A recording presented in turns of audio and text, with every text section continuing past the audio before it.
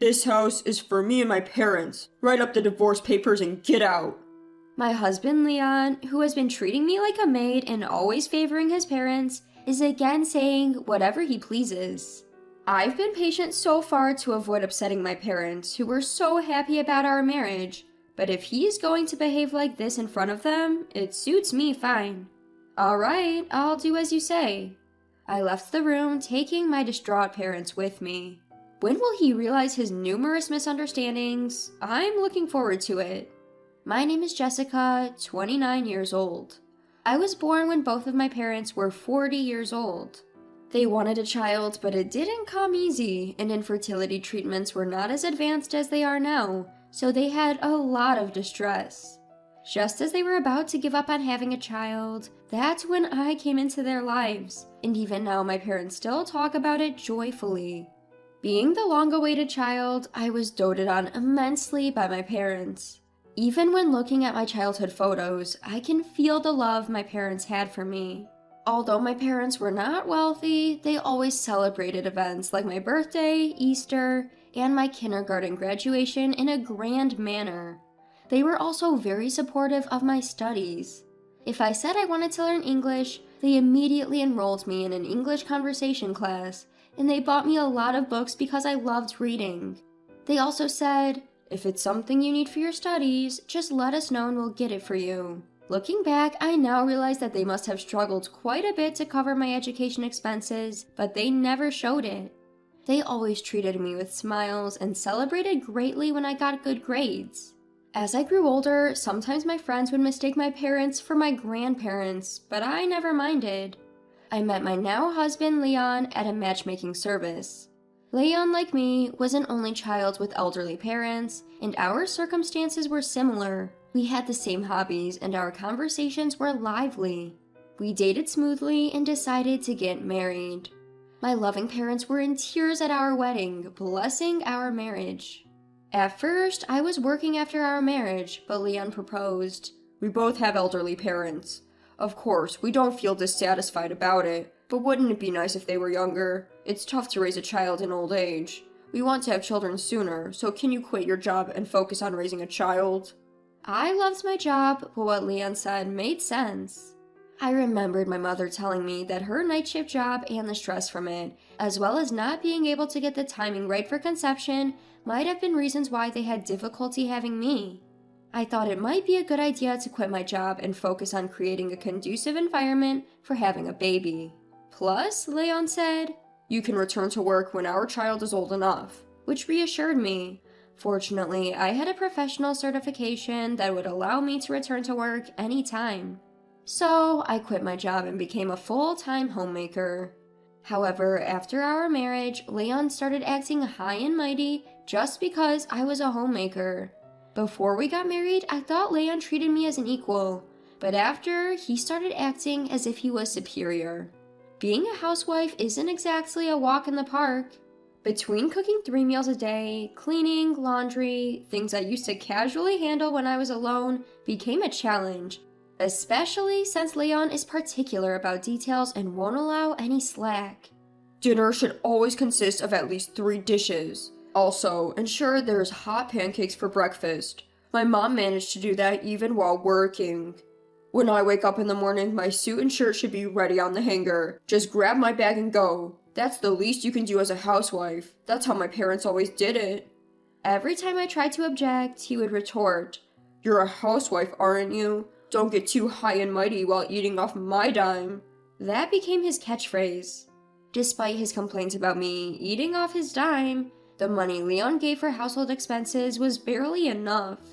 I spent my days scrutinizing our budget, constantly scouring the internet for money-saving tips. One day, given the situation, I mused out loud, maybe I should go back to work. Leon responded with, "Didn't you say you used to work at a law firm? Being a secretary there won't make much money. I won't allow you to neglect housework for that." So he wouldn't even let me return to work. I wondered if Leon was misunderstanding something. However, by this time, I was too tired of his constant complaints and shouting to argue. And truthfully, I wasn't sure if I could maintain the quality of housekeeping and care for Leon if I was also working. Moreover, I didn't want to upset my parents, who were so happy about our marriage, so I couldn't confide in them. But it wasn't just Leon's attitude that bothered me. He frequently invited his parents to our house. Mother's Day, Father's Day, his parents' birthdays. He would find any excuse to invite them over and have me prepare the meal. On these occasions, Leon would give me extra money, instructing me to buy some good fish or make a steak from premium beef. Every time we hosted his parents, Leon would give them gifts. His parents would eat and drink to their heart's content, treating our house as if it was their own, without thanking me, and then they'd leave. Once, I asked Leon, "I think it's great that you honor your parents, and I don't oppose it, but can we also invite my parents occasionally?" Leon immediately turned sour and snapped. "Why would we do that? Understand this. I'm the one paying for the meals and gifts. Why should I spend money on your parents who aren't even blood related to me?" He dismissed the suggestion.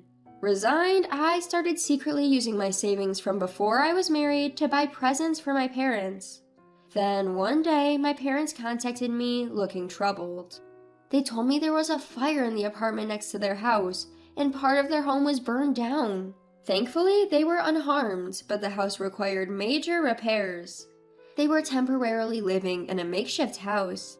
I decided to visit my parents. Even though they were going through a tough time, they welcomed me warmly. When my father gently asked, "Is your marriage going well?" a twinge of sadness hit me as I replied, "Yes, we're getting along all right."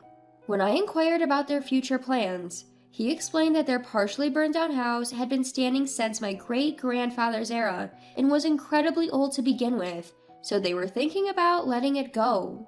They were considering moving into a rental apartment going forward. My mother sighed. "Even though it's an old house, it's filled with memories of Jessica, so it's sad to let it go." At that moment, I made up my mind.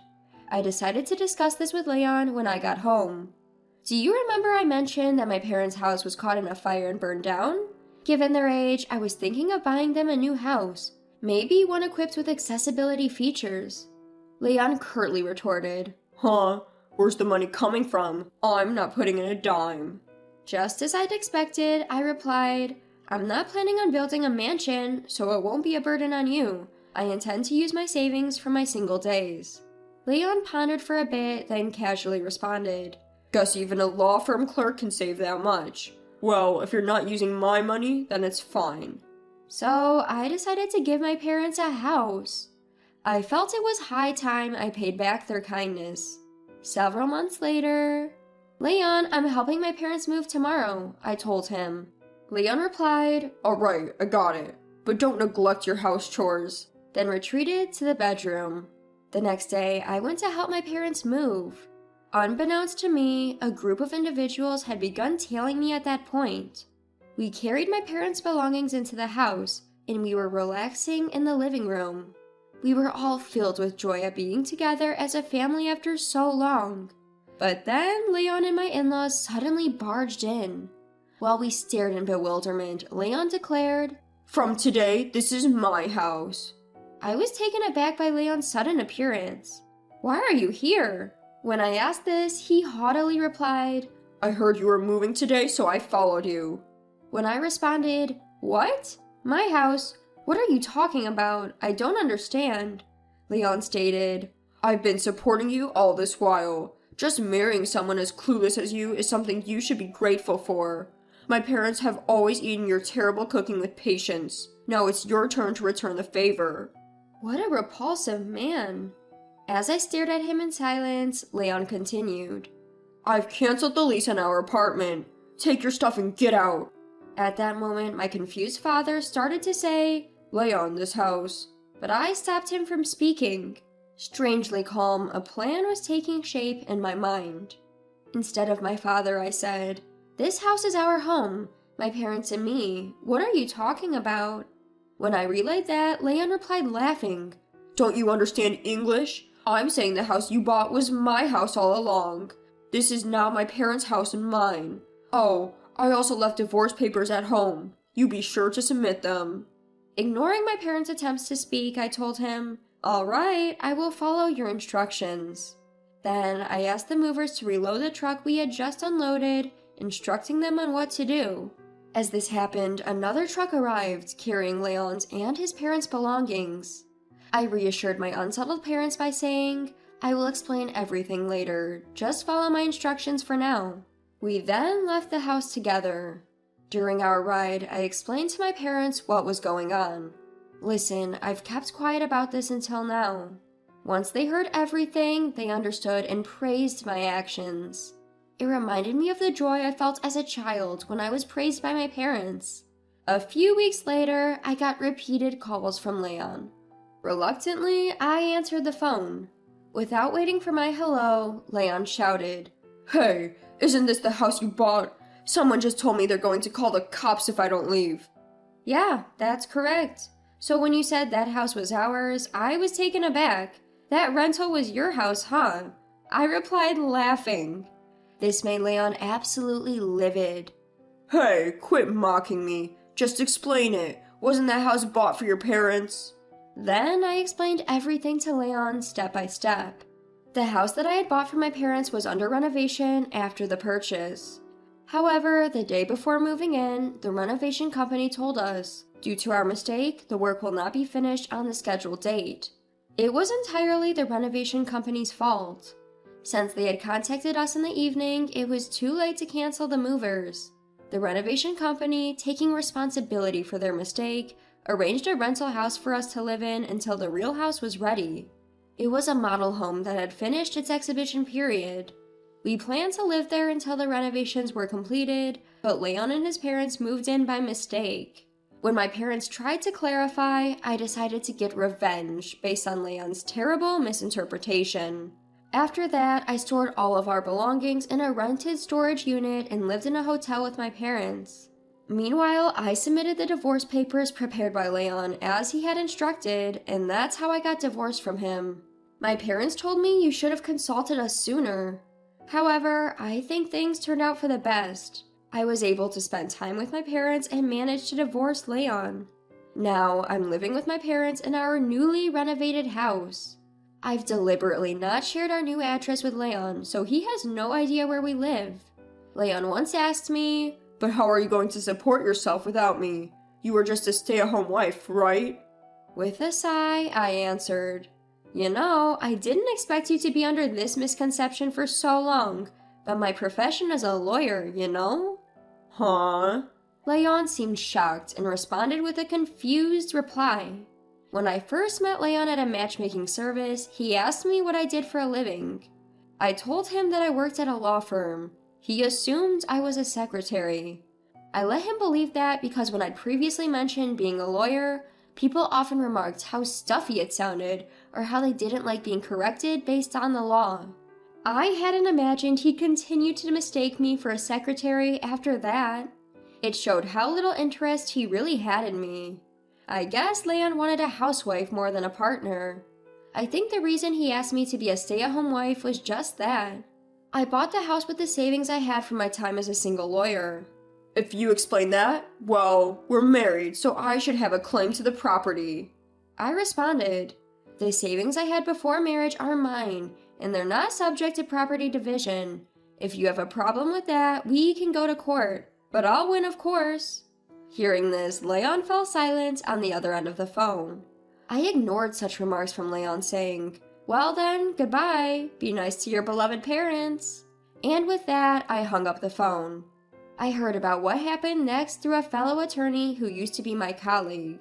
Leon kept contacting me, unable to accept the situation, so I reluctantly decided to communicate with him through my attorney. Leon was insisting on me returning the money we had spent during our married life. However, after discussions through the lawyer, he understood that it was not feasible and seemed quite disappointed. That's expected. After all, I became a stay-at-home wife because Leon asked me to, and it's a husband's duty to provide for his family. I did everything that I should have as a homemaker, and I didn't fall short. Leon had terminated our apartment lease himself, leaving him with no place to stay. Currently, he has moved back into the small condo where his parents lived, and the three of them are living there, uncomfortably crammed into the small space. Leon had virtually no savings. He had a low salary, and yet, he made me stay at home, only gave me the bare minimum for living expenses, and spent the rest of the money on his hobbies and gifts for his parents. Despite this, Leon was starting to desire a larger house. He seemed to have come up with this plan when I mentioned to my parents that I wanted to buy a house. Needless to say, it failed spectacularly. Even if it weren't a temporary home, assuming that we would leave quietly is just stupid. It's pathetic to realize how naive my ex-husband was. Leon is now tired of caring for his parents in the cramped condo, and he has been pressing for reconciliation many times. Now that he knows I'm a lawyer, of course I've been ignoring him. I'm currently enjoying my time in my new house with my parents. At the moment, I'm not particularly keen on getting married again. However, a fellow attorney who I worked with during my divorce from Leon has been showing some interest. I am considering being a bit more positive about it, perhaps to give my beloved parents the joy of seeing their grandkids sooner.